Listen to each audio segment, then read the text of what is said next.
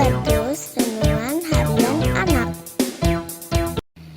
Selamat pagi adik-adik semua. Salam Habatus. Hidupku bagi Kristus. Adik-adik, apa kabar? Saya berharap kalian semua dalam keadaan sehat dan tetap semangat dalam mengiring Tuhan dan senantiasa taat kepada perintah Tuhan. Yuk adik-adik, pagi ini kita kembali mau sama-sama belajar firman Tuhan lewat kitab Yeremia. Tetapi yuk kita akan berdoa terlebih dahulu. Kita memohon kepada pimpinan Tuhan. Mari kita berdoa. Allah Bapa kami yang bertata dalam kerajaan surga, yang kami sembah di dalam nama Tuhan Yesus Kristus. Kami bersyukur memiliki Allah yang hidup seperti Engkau, yang senantiasa menolong dan memimpin kami. Ya Tuhan, kami serahkan renungan kami pagi ini ke dalam pimpinan-Mu. Hanya di dalam nama Tuhan Yesus, kami mengucap syukur dan berdoa. Amin.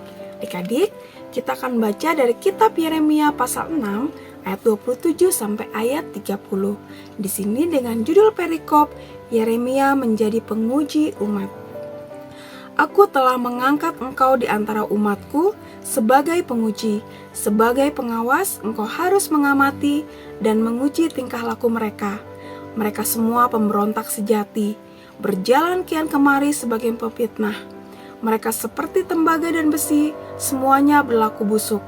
Bulu peniup sudah diembus, timah hitam dibakar oleh api, namun sia-sialah peleburan, dilakukan terus-menerus. Orang-orang jahat masih tidak terpisahkan. Mereka disebut perak yang ditolak, sebab Tuhan telah menolak mereka.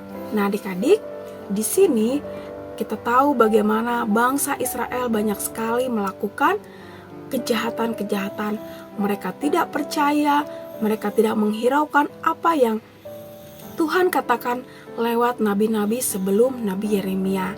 Dan di sini akan terjadi kehancuran karena perbuatan mereka sendiri.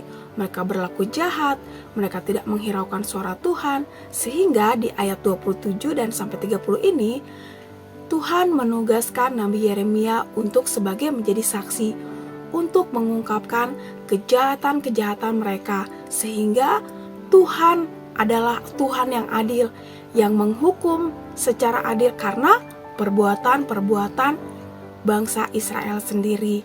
Nah, adik-adik, kalau di sini Nabi Yeremia bertugas sebagai saksi Tuhan untuk mengungkapkan apa yang akan terjadi, kehancuran dan hukuman karena kesalahan-kesalahan bangsa Israel. Karena apa yang bangsa Israel lakukan adalah perbuatan-perbuatan yang jahat. Tugas ini pun menjadi tugas kita untuk saat ini. Kita adalah orang-orang yang sudah percaya kepada Tuhan.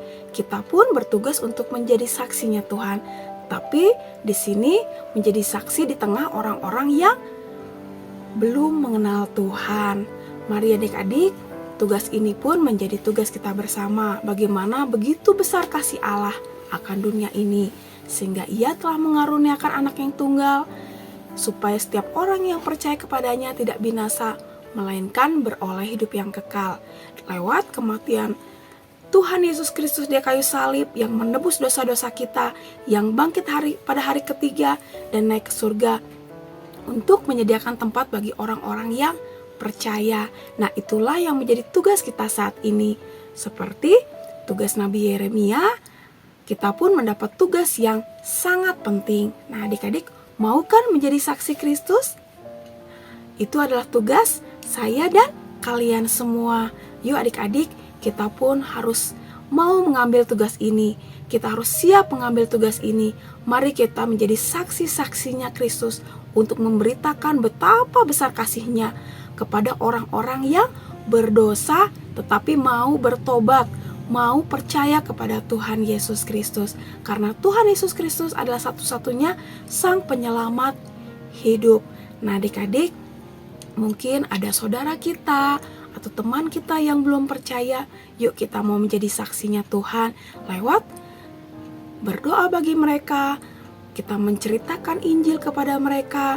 Dan tentunya ini hal yang tidak mudah adik-adik. Kita pun perlu memohon kekuatan dan pimpinan Tuhan, karena hanya Tuhan saja yang memampukan kita untuk melakukan Itu semua yang terpenting di sini adalah kita siap dan kita mau menjadi saksinya Tuhan. Seperti Nabi Yeremia siap untuk menjadi utusan Tuhan untuk memberitakan atau menceritakan apa yang akan terjadi, hukuman kepada bangsa Israel yang sudah berbuat dosa. Tetapi kita menceritakan kebaikan Tuhan, kemurahan Tuhan kepada orang-orang yang mau bertobat dan percaya kepada Tuhan. Nah, adik-adik, lewat pembacaan Alkitab pagi ini, yuk kita semua mau menceritakan kebaikan-kebaikan Tuhan, menceritakan Injil kepada banyak orang. Mau ya adik-adik? Puji Tuhan. Yuk kita mau berdoa supaya kita dimampukan Tuhan untuk menjadi saksi-saksinya. Amin. Mari kita berdoa. Ya Tuhan, terima kasih lewat pembacaan Alkitab pagi ini. Kami juga mau Tuhan, kami siap untuk menjadi saksi-saksi-Mu. Kami mau menceritakan betapa besar kasih setia-Mu, kebaikan Tuhan kepada orang-orang berdosa lewat pengorbanan Tuhan Yesus kayu salib, menjadikan orang-orang berdosa diselamatkan. Tuhan, kami yang sudah lebih dahulu diselamatkan, kami mau juga Tuhan menjadi saksi-Mu, menceritakan Injil, menceritakan kebaikan Tuhan dalam kehidupan kami kepada banyak orang. Mampukan kami ya Tuhan. Terima kasih ya Tuhan. Hanya di dalam nama Tuhan Yesus kami mengucap syukur dan berdoa. Amin.